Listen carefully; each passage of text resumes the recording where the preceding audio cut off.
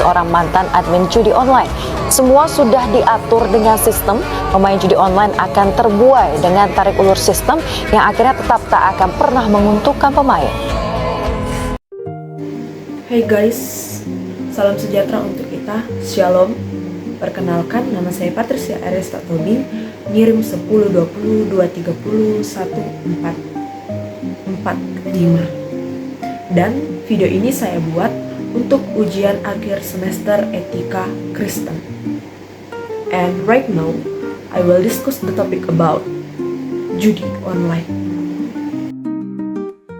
Oke teman-teman, sebelum kita masuk ke dalam topik pembahasan kita yang lebih dalam tentang judi online menurut pandangan etika Kristen, kita harus mengetahui terlebih dahulu apakah yang dimaksud dengan judi online.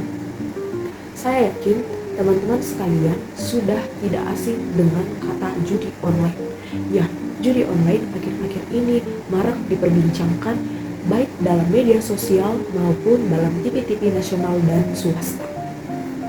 Mungkin teman-teman pernah bertemu secara langsung dengan mereka yang bermain judi online, atau mungkin itu ada di lingkungan teman-teman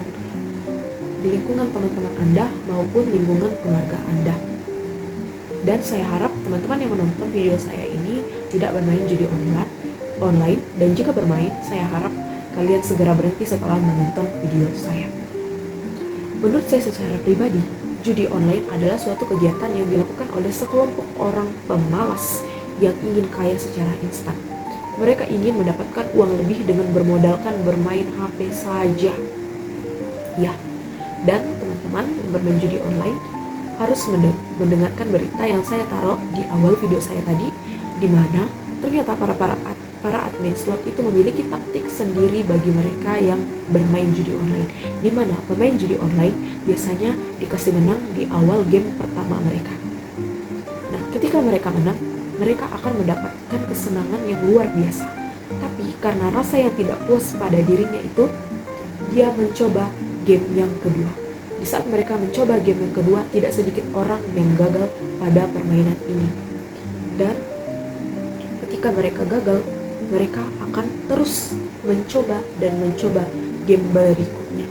Sampai tiba di suatu masa, mereka terlilit utang dan melakukan hal-hal yang sudah tidak sejalan dengan firman Tuhan. Ya, beberapa berita yang saya baca sebelumnya, ada seorang perempuan yang terlilit utang dan kemudian dia gila memukul dirinya sendiri.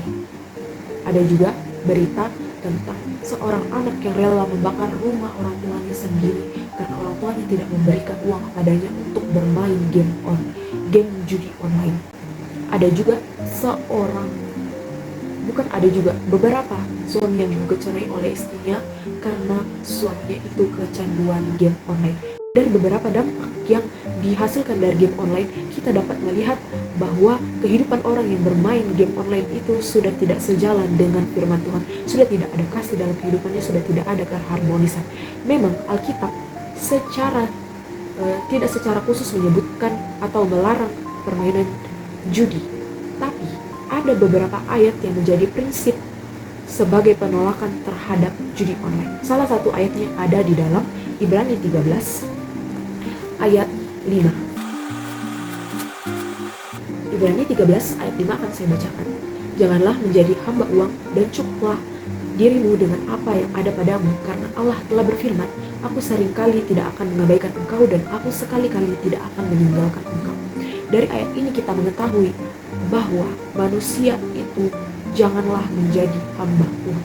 Dan kebanyakan mereka yang bermain judi online itu adalah hamba uang. Mereka mengutamakan uang di dalam kehidupan mereka sehingga mereka sudah hidup tidak sejalan dengan firman Tuhan. Amsal pasal 28 ayat 20, orang jujur akan diberkati Tuhan, tetapi orang yang ingin cepat kaya tak luput dari hukuman. Memang teman-teman, kekayaan itu sangat indah di dunia, tapi apakah kekayaan itu akan membawa kita hidup damai bersama Bapa di sorga? Tentunya tidak.